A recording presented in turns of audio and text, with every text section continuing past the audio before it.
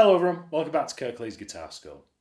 In today's riff lesson, I want to teach you the main riff to Hell's Bells by ACDC. If you head to the first link in the description, you can download a full free tab for this that accompanies this lesson completely for free, along with over 100 other free guitar tabs with accompanying lessons. Head to the first link in the description and grab that, it's going to help you with this lesson. Now the idea for this lesson came from our podcast that came out yesterday, the Kirklees Guitar School podcast, where me and my co-host George did an episode of what we call our artist profile series. And that's where we take one guitar player and we kind of really niche down and look at some famous riffs and lessons that students of the guitar can learn from one particular artist. The episode that we released yesterday was on Angus of ACDC. We actually opened the show with this riff and I thought a few of you might want to learn how to play it, so here we are.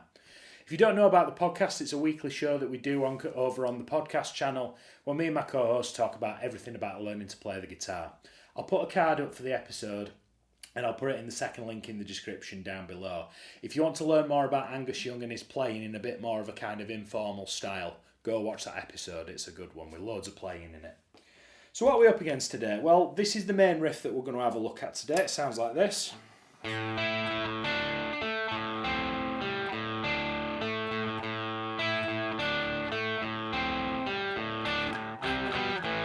So I'm going to teach you how to play that, and then we've also got this bit here.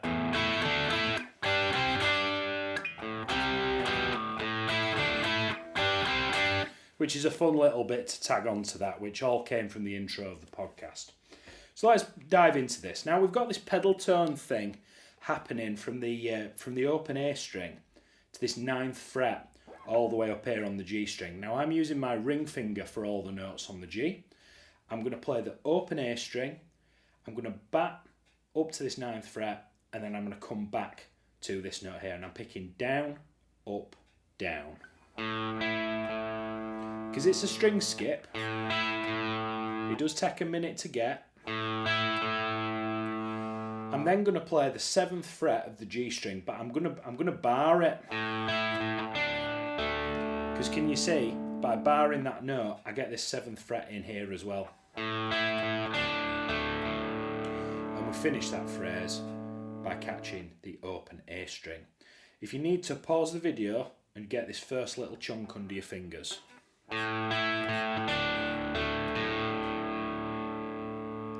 If you feel okay from this point, we're going to move our index finger down to the 5th fret, and you know how we barred for the 7s? We're going to do exactly the same thing over here. 5, 5. Now can you see this little fella in brackets here? Now this is called a tie and the line that connects them. Whenever you see a note in brackets, it means you don't have to pick it with your plectrum. It's what we call a ghost note or a grace note. Grace note actually, not ghost note. And what that means is we need to pick this 5th fret, but we're holding on to that note for just a little bit longer than you're expecting. And actually so much so that it actually bleeds over into this next bar.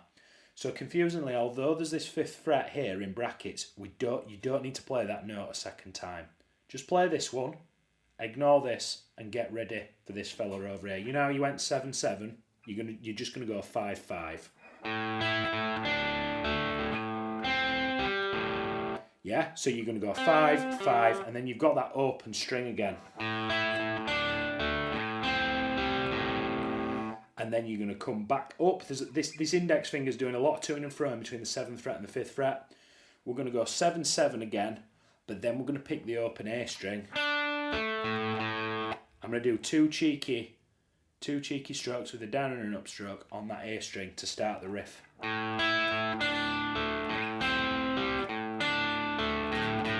Did you hear I picked that twice there?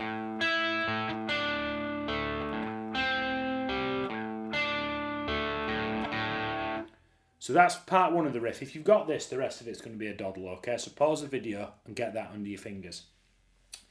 If you're feeling fairly confident, every other time that we play the riff, you'll see on the second line of the PDF, this line's identical, this bar's identical, and so's the first half of the bar. It has this kind of like walking down power chord kind of thing. So this bar's identical, so it's almost like we've just gone right back to the beginning. Now we freeze at that 7th fret and instead of coming up to the D string and putting those two A strings in, we're going to go to the bottom of the neck and we're going to play a power chord on the 3rd fret of the A string with his index finger, and then either pinky or ring finger on the 5th fret of the D string. Now what I'd do if I were you, I would get your devil horns out, I would play that with your pinky, because the next chord, we're going to take this fella on the 3rd fret, while keeping the pinky where it is, we're going to move it down to fret 2. So you see how I've just deferred it a fret? Now it sounds quite discordant, but then when you play the open A string, it makes a lot of sense. Think Born to be Wild or One Vision by Queen. Does the same thing, right? So you play the power chord, kick the root down, and then you're going to play the open string. Now you glue those two fellas together and that's what you get. Now you see these funny looking brackets here and then on the bottom right hand side? I'd like you to play this twice before you move on to the next bit. Now this is just kind of mirroring the arrangement that we did on the podcast. It's not actually what Angus is doing on the record. He's playing the riff, but he plays it far more than we did on the podcast. We just wanted to give you a little taste of it. So let's hear both bits in situ.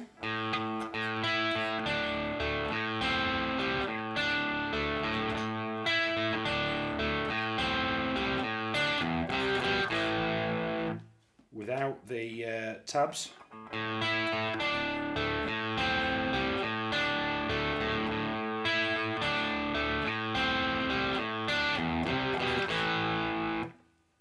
So that concludes the first bit that everybody knows, but then there's this really cool kind of... And I thought, while I'm transcribing it, I might as well throw it in anyway, just give you a little bit of something else which introduces a cool little idea.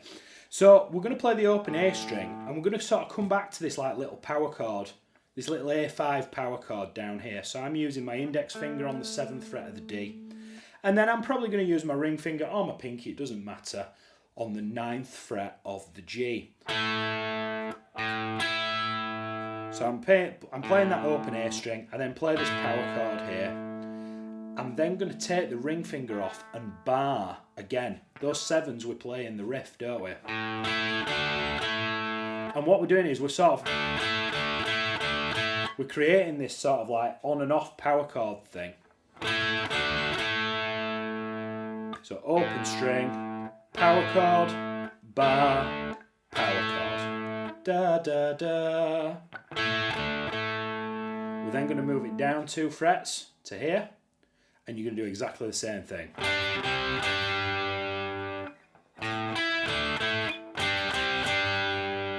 You're then going to play the open string followed by the 2 step down. Like that.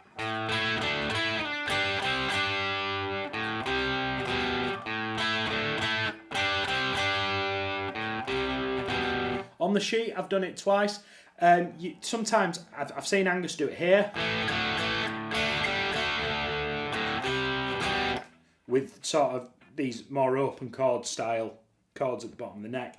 It doesn't matter either way, but Angus did a lot of this kind of power chord kind of on and off stuff. I think it's a long way to the top if you want to rock and roll's a really good example of that, because it's just with down here.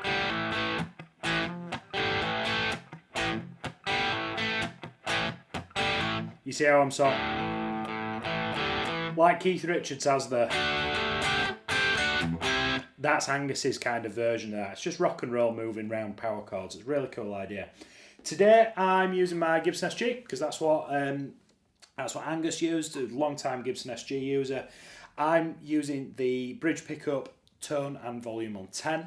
I've also got this Boss Katana Artist Mark III, which Boss kindly sent to me. These are the settings that I'm using. A lot of you tend to use the katanas at home and ask for the settings that I use. So that's I just took that picture before I started filming. The way to think about this is don't get too bent out of shape with tones and presets per se. Angus uses Marshall super leads that are very, very loud and just kind of breaking up and just crunchy. Don't use too much overdrive. You just want enough. You should be able to play a G chord and still hear the clarity of the strings. That sort of classic rock sounds a lot cleaner than people first think. So it's definitely worth investigating. Like I said, if you'd like to learn some more about Angus Young's guitar playing, I urge you to go and check the podcast. Second link in the description. It's a weekly show me and my co-host do here at Kirklees Guitar School, and it's all about different kinds of guitar playing. So if you want to get better at guitar, make sure you go check out the podcast. I will see you on Friday for our regularly scheduled programming and his next lesson.